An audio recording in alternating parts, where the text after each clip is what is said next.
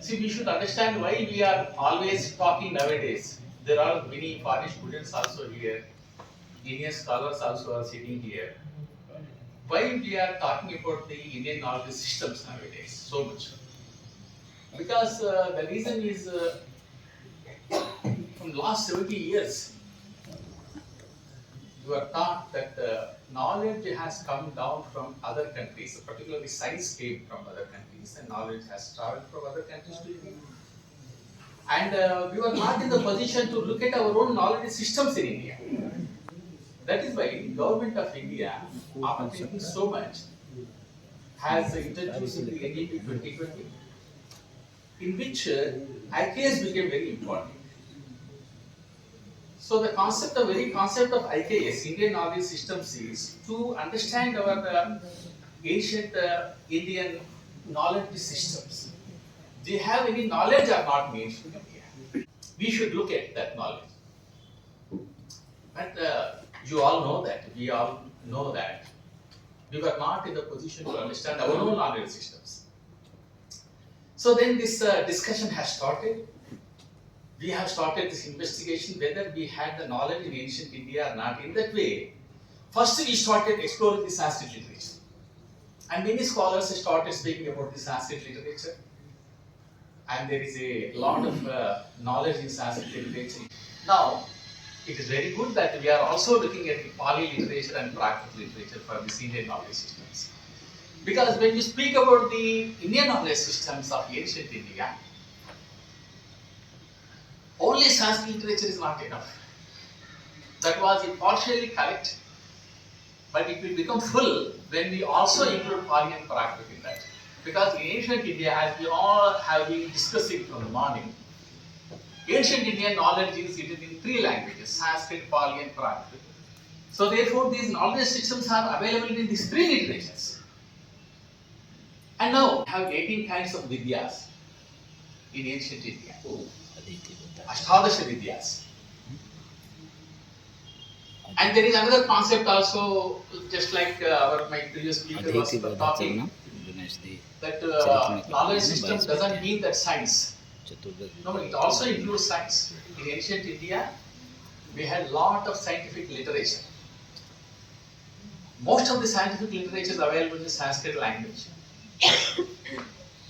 And also in Pali language, we have knowledge systems. And actually, when you speak about Bharati Jnana Parampara, Jnana means knowledge. What is Jnana?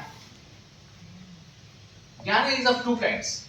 In Amarakosha, Amarasimha clearly explains that there is two kinds of Jnana and Vijnana. There are two things are there. Because Amarasimha himself may be Buddhist. Because his Mangala Shloka of Amarakosha is very interesting.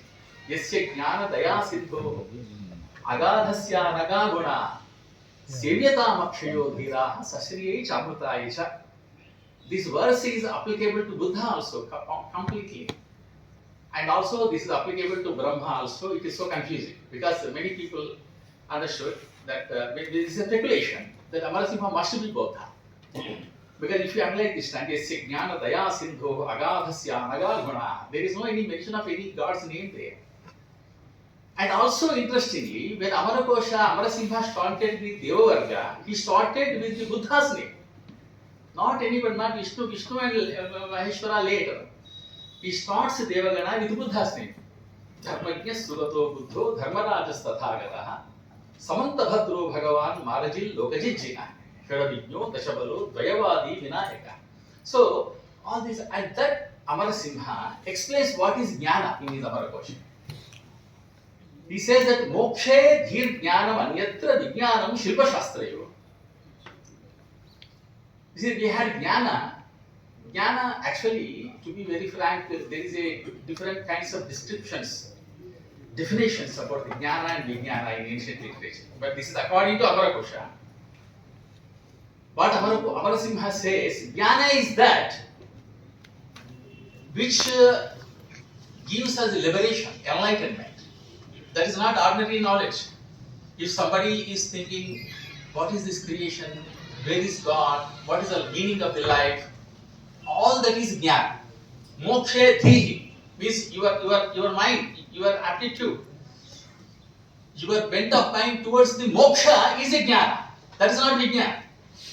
Because how many people are trying for the moksha? Nowadays nobody is thinking about the moksha. In ancient time, that was the purpose of the education. Sa vidya ya vimuktai. That was the education which gives liberation.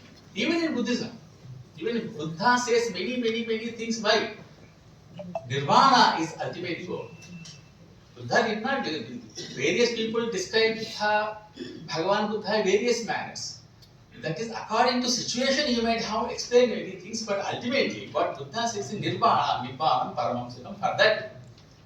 Just like Shantideva says in Bodhicharyavatara, all these things only for prajna. Imam parikaram sarvam prajnartham hi munirjagav. Shantideva says. In the same way, Buddha also says everything for nirvana. Nirvana is very important. So, how many people are thinking about the nirvana? Nobody is thinking about it nowadays. But if somebody thinks for nirvana, that is jnana. And vijnana is different. Two kinds. Vijnana, one is shilpa, other is shastra. Ancient shilpa and shastras are called vijnana.